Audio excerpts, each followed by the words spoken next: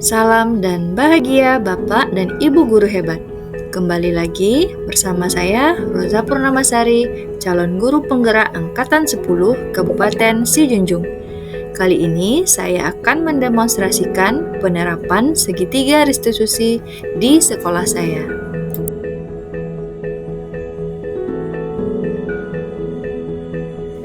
Segitiga restitusi merupakan proses dialog yang dijalankan oleh guru atau orang tua agar dapat menghasilkan murid yang mandiri dan bertanggung jawab. Pada saat guru di posisi manajer, aspek yang dikembangkan pada murid adalah motivasi intrinsik, sehingga penanaman nilai-nilai kebijakan dapat tumbuh dan berkembang menjadi suatu kebiasaan positif yang akhirnya membentuk karakter murid. Proses dialog ini terdiri dari 3 langkah yang digambarkan pada ketiga sisi pada segitiga restitusi. Sisi yang pertama, menstabilkan identitas. Sisi yang kedua, validasi tindakan yang salah. Sisi yang ketiga, menanyakan keyakinan. Menstabilkan identitas berdasarkan prinsip membuat kesalahan adalah bagian dari proses pembelajaran. Berperan menggeser identitas murid dari identitas gagal ke identitas sukses. Pada posisi ini, guru hendaklah jangan mengkritik murid yang sedang mengalami identitas gagal. Sisi yang kedua adalah validasi tindakan yang salah. Berdasarkan prinsip, setiap perilaku berupaya memenuhi suatu kebutuhan tertentu. Guru akan bergeser dari pemikiran stimulus respon menjadi proaktif. Mengenali dan mengakui kebutuhan murid ini dapat memperbaiki hubungan dengan murid. Pernyataan atau pertanyaan bisa disampaikan dengan nada suara tidak menghakimi atau memojokkan. Sisi yang ketiga, menanyakan keyakinan. Teori kontrol menyatakan bahwa pada dasarnya kita termotivasi secara intrinsik. Saat perilaku telah divalidasi dan identitas sukses telah stabil, maka murid telah siap mengaitkan keyakinannya dengan tindakan yang salah. Berikut 2 contoh kasus pada satu murid yang akan saya selesaikan dengan prinsip segitiga restitusi di sekolah saya. Aza pagi ini belajar biologi dengan Ibu Roza, sekaligus wali kelasnya. Hari ini, Aza dan temannya Tania juga bertanggung jawab untuk melaksanakan piket kelas. Aza datang ke sekolah pas saat bel berbunyi, sehingga dia tidak sempat melaksanakan tugasnya membersihkan kelas. Sementara itu, Ibu Roza sudah menuju ruang kelas. Hari itu, ternyata juga ada tugas biologi yang harus dikumpulkan. Aza lupa membuat tugas tersebut di rumah.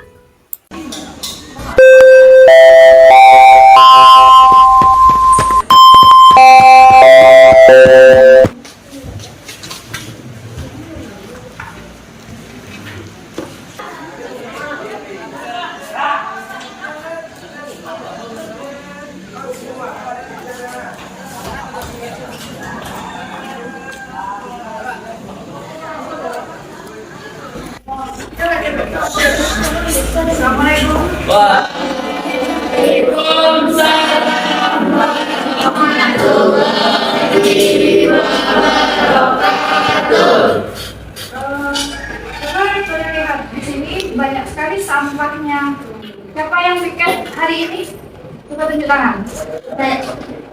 Saya dengan Azra, Bu. Bagian saya sudah saya bersihkan kemarin, Bu. Yang bakal itu bagian Azra, Bu. Iya Bu, maaf kemarin saya tidak pakai kelas dan saya hari ini datang terburu-buru sehingga saya tidak sempat untuk bersihkan kelas. Beza, nah silakan sekarang kamu bersihkan bagian Bu. Baik Bu.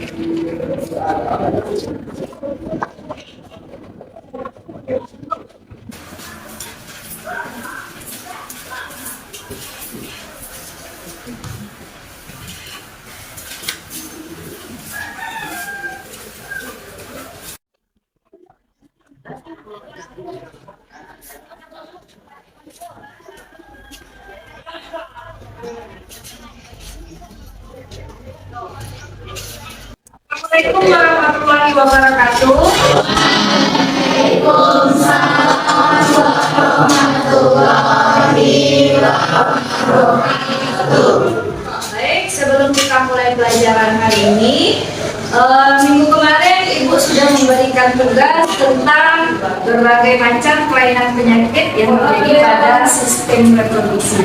Nah, sebelum memulai pembelajaran, silakan Anda kumpulkan tugas yang sudah Ibu berikan ke depan.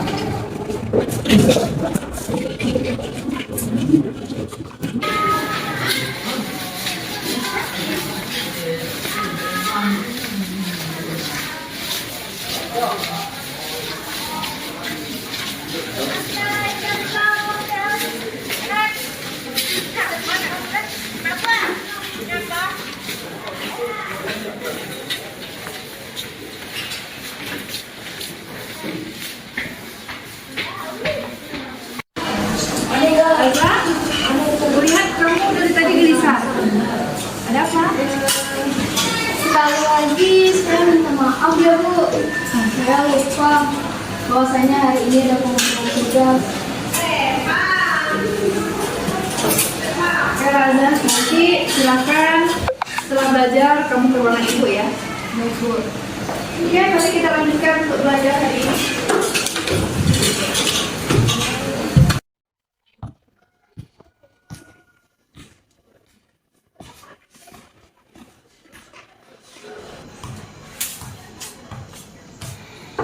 Assalamualaikum Ibu. Waalaikumsalam. Ya Azza, silakan masuk. Ya, silakan duduk Azza.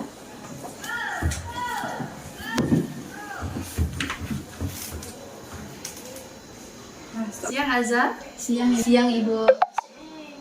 Azza tahu kenapa Ibu panggil ke ruangan Ibu? Tahu Bu. Pertama, saya tidak menjalankan tugas piket kelas hari ini. Dan yang kedua, saya tidak mengumpulkan tugas yang telah Ibu berikan sebelumnya. Baiklah Azza, melakukan kesalahan adalah sesuatu yang wajar karena manusia tidak ada yang sempurna. Ibu juga pernah melakukan kesalahan, tapi kita bisa memperbaikinya, bukan? Iya Bu. Azza, Ibu rasa kamu pasti punya alasan mengapa kamu tidak melaksanakan piket kelas dan tidak mengerjakan tugas di rumah. Iya Bu. Kemarin sepulang sekolah saya bergegas pulang karena saya punya janji dengan teman-teman saya untuk makan-makan di kafe dalam rangka merayakan ulang tahun teman saya. Setelah itu saya sampai di rumah pukul 8:30 malam. Saya merasa lelah dan langsung tidur sehingga saya lupa ngecek tugas yang telah Ibu berikan sebelumnya. Oh begitu. Hal ini pasti kamu lakukan karena kamu memiliki kepedulian dan ingin membahagiakan temanmu yang berulang tahun, bukan? Iya Bu, betul. Sekarang kamu mungkin bisa mempelajari tindakan yang lebih efektif agar tidak berdampak terhadap pembelajaranmu. Maukah kamu mempelajarinya? Mau Bu.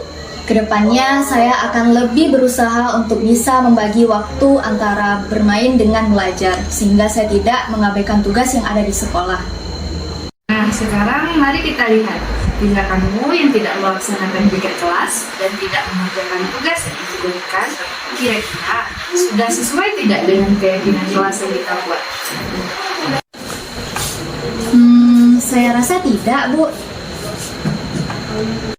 Kira-kira tindakan mana yang tidak sesuai dengan keyakinan kelas yang kamu lakukan? Sepertinya dengan tidak mengerjakan piket kelas berarti saya sudah tidak menjaga kebersihan kelas dengan baik, Bu. Dan saya juga tidak disiplin dalam belajar sehingga saya luput mengerjakan tugas yang telah Ibu berikan sebelumnya. Kamu meyakini tidak menjaga kebersihan kelas serta disiplin dalam belajar penting buat kamu?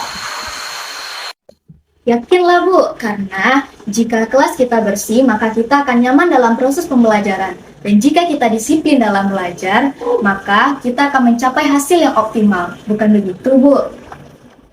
Betul, Azza. Lingkungan belajar yang bersih dan disiplin dalam belajar tentu akan memberikan dampak positif bagi kamu. Kira-kira kamu bersedia memperbaiki masalah ini, bukan? Bersedia, Bu. Jika kamu memperbaiki masalah ini, kira-kira kamu akan menjadi orang seperti apa? Saya akan menjadi orang yang bertanggung jawab kali ya Bu, dan senantiasa proaktif. Betul. Kira-kira menurut kamu bagaimana rasanya menjadi orang yang seperti itu? Ya nyaman lah Bu, bangga rasanya menjadi orang yang bertanggung jawab dan juga melakukan yang terbaik untuk diri kita sendiri. Baiklah kalau begitu. Sekarang mari kita pikirkan bagaimana untuk memperbaiki masalah ini. Baik Bu.